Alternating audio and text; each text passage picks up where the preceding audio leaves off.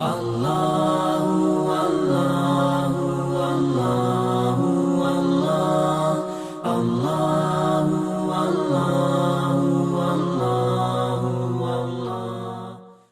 مغرب کا نظام ہے معاشیاتی، جس کی دھجیاں اقبال نے بکھیری ہیں، اقبال نے تو کہا ہے این بنوک این فکر چالاک یہود، یہ جو بینکنگ سسٹم ہے یہ یہودیوں کے دماغ کی پیداوار ہے. این بنوک، بینک کی جمع بنوک، این بنوک این فکر چالاک یہود، نور حق از سینہ آدم ربود. ان بینکوں نے انسان آدم کے سینے سے نور حق نکال کے پھینک دیا، اس کی نورانیت، اس کی روحانیت ختم کر دی. تا دہو بالا نہ گردہ دی نظام، جب تک یہ بینکوں کا نظام تہو بالا نہیں ہوگا، جب تک یہ تلپٹ نہیں ہوگا، جب تک اسے ختم نہیں کیا جائے گا، اس کی دھجیاں نہیں بکھیری جائیں گی. دانش و تہذیب و دین سودائے خام، اس وقت تک دانش، وزڈم، تہذیب اور دین، اس کا کوئی امکان ہی نہیں ہے، سودائے خام ہے، پاگل پن ہے، جب تک کہ یہ معاشی نظام جو ہے نا بدل نہ دیا جائے. اب دیکھیے یہ تقریر ہے قائد اعظم کی 1 جولائی 1948 کی. اسٹیٹ بینک آف پاکستان کر رہے ہیں افتتاح بینک کا. ظاہر بات ہے دوسرا نظام تو ابھی موجود ہی نہیں تھا، اس کو تو اسٹڈی کرنا تھا، لیکن یہ کہ وہاں پر ایک شعبہ کھول دیا گیا تھا کہ کچھ لوگ ریسرچ کریں کہ اسلام کا معاشی نظام اور یہ سارا استوار کیسے کیا جائے اسلام کی بنیاد پر. اس کے ضمن میں قائد اعظم فرما رہے ہیں، میں اشتیاق اور دلچسپی سے معلوم کرتا رہوں گا کہ آپ کی مجلس تحقیق بینکاری کے ایسے طریقے کیوں کر وضع اور اختیار کرتی ہے جو معاشرتی اور اقتصادی زندگی کے اسلامی تصورات کے مطابق ہو. مغرب کے معاشی نظام نے انسانیت کے لیے لا ینحل مسائل پیدا کر دیے ہیں. مغربی نظام افراد انسانی کے مابین انصاف کرنے اور بین الاقوامی میدان میں آویزش اور چپتلش دور کرنے میں ناکام رہا ہے. اگر ہم نے مغرب کا معاشی نظریہ اور نظام اختیار کیا تو عوام کی پرسکون خوشحال زندگی حاصل کرنے کے اپنے نصب العین میں ہمیں کوئی مدد نہیں ملے گی. اپنی تقدیر ہمیں اپنے منفرد انداز میں بنانی پڑے گی. ہمیں دنیا کے سامنے مثالی معاشی نظام پیش کرنا ہے جو مساوات اور معاشرتی انصاف کے سچے اصول، اسلامی اصول و تصورات پر قائم ہو. ایسا نظام پیش کر کے گویا ہم مسلمانوں کی حیثیت میں اپنا فرض انجام دیں گے اور انسانیت کو سچے اور صحیح امن کا پیغام دیں گے. یہ نقشہ ہے قائد اعظم کا. اس بنیاد پر وہ یہاں کا معاشی نظام چاہتے تھے، اس طرح کا ڈیموکریسی کا نظام چاہتے تھے، اسلام کے کوڈ آف لائف کو یہاں قائم کرنا چاہتے تھے. 10 برس تک کی ان کی ساری جد و جہد، سن 37 سے 47-48 تک، سوائے اس ایک جملے کے. اب اس جملے کو لے کر جسٹس منیر صاحب بھی ناچتے رہے، اسی جملے کو لے کر مسٹر کاوس جی جو ہیں وہ ناچ ہی رہے ہیں. دیو استبداد جمہوری قوام پائے کو وہ ایک دانشور ہونے کے ناطے سے اب ڈان جیسا اخبار جو ہے، جو مسلم لیگ کا نقیب تھا، فاؤنڈڈ بائی قائد اعظم محمد علی جناح، لیکن آج ان کے تصورات کے بالکل منافی تصورات پیش کیے جا رہے ہیں اور اس حقیقت کے اوپر پردے ڈال دیے گئے ہیں، ملمہ چڑھا دیا گیا ہے. اسی لیے میں نے آیتیں پڑھی تھی شروع میں، یاد ہوگا، وَلَا تَلْبِسُوا الْحَقَّ بِالْبَاطِلِ وَتَكْتُمُوا الْحَقَّ وَأَنْتُمْ تَعْلَمُونَ. دیکھو جانتے بوجھتے تمہیں معلوم ہے کہ کیا نظریہ تھا پاکستان کا، تم حقیقت کے اوپر لباس نہ اڑا دو، پردے مت ڈالو اور اصل حقیقت کو مت چھپاؤ. آج ضرورت ہے اس کی کہ اس کی مہم چلے، اس کی ایک جد و جہد ہو، اس کے لیے لوگ جو ہے وقت نکالیں، پیسے خرچ کریں. ورنہ یہ ہے کہ اگر یہ ہمارا نظریہ ہم سے چھن گیا تو جو جان لیجئے پاکستان کا ریزون دی ایٹرے جو اس کی وجہ جواز ہے وہ اسلام ہے. اگر اس سے ہم نے پیٹ دکھا دی تو یہ ایک حصہ تو ہمارا پہلے علیحدہ ہو گیا تھا، اب پتہ نہیں اس کے کتنے حصے اور ہوں گے.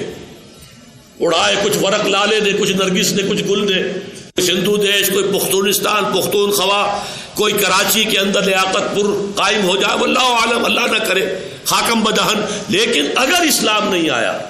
جیسے قائد اعظم نے کہا تھا کہ اگر پاکستان نہ بنا تو ہندوستان کی سرزمین سے اسلام اور مسلمانوں کا نام و نشان مٹا دیا جائے گا. اسی طرح جان لیجئے میں دعوے سے کہہ رہا ہوں اگر یہاں اسلام نہ آیا اور قائد اعظم کے نظریات اور علامہ اقبال کے نظریات کے مطابق یہاں وہ خلافت راشدہ کا نظام نہ آیا جس میں اصول تھے حریت، اخوت، مساوات، ان سے بڑھ کر جو ہے خلافت راشدہ کے اندر جو بھی یہ اصول تھے دنیا میں کہیں اور نہیں. اور یہ تو آپ کو یاد ہوگا میں نے اپنی سیرت کی تقاریر میں بارہا کہا ہے، جو الفاظ یہاں بھی قائد اعظم کیا ہے، لبرٹی اور equality and justice, freedom, fraternity and equality, ان کے لیے جو ایچ جی ویل جیسا شاتم رسول جس نے حضور پر اسی طرح کے حملے کیے جیسے سلمان رشدی نے کیے ہیں، لیکن وہ بھی ایک وقت پر آ کر گھٹنے ٹیک کر تعریف کرنے پر مجبور ہے۔ خطبہ حجۃ الوداع کا اس نے کافی بڑا حصہ جو ہے کوٹ کیا، a concise history of the world میں، اور اس کے بعد لکھتا ہے although the sermons of human fraternity, freedom and equality were said before also,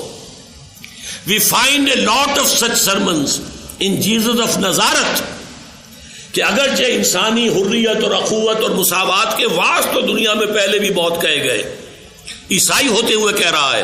کہ ہم نے بہت سے واعظ دیکھے ہیں، حضرت مسیح نے بھی کہے ہیں، لیکن but it must be admitted that it was Muhammad sallallahu alaihi wasallam who for the first time in history established a society based on these principles۔ یہ کارنامہ محمد کا ہے صلی اللہ علیہ وسلم، تاریخ انسانی میں پہلی مرتبہ ان اصولوں پر، human fraternity, freedom and equality, ان اصولوں پر ایک معاشرہ قائم کر کے دکھایا ہے۔ یہ ماننا پڑتا ہے،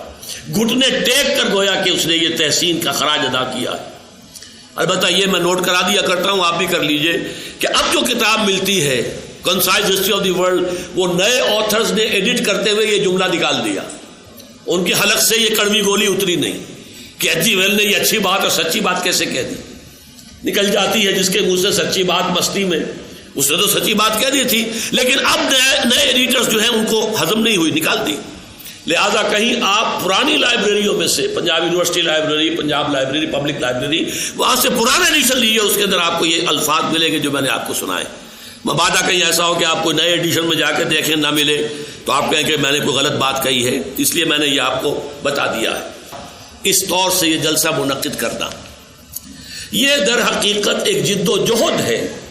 کہ حق کا حق ہونا ثابت کیا جائے، باطل کا باطل ہونا ثابت کیا جائے۔ سورہ انفال کی آیت میں نے دوسری پڑھی تھی آج شروع میں، لِيُحِقَّ الْحَقَّ وَيُبْطِلَ الْبَاطِلَ،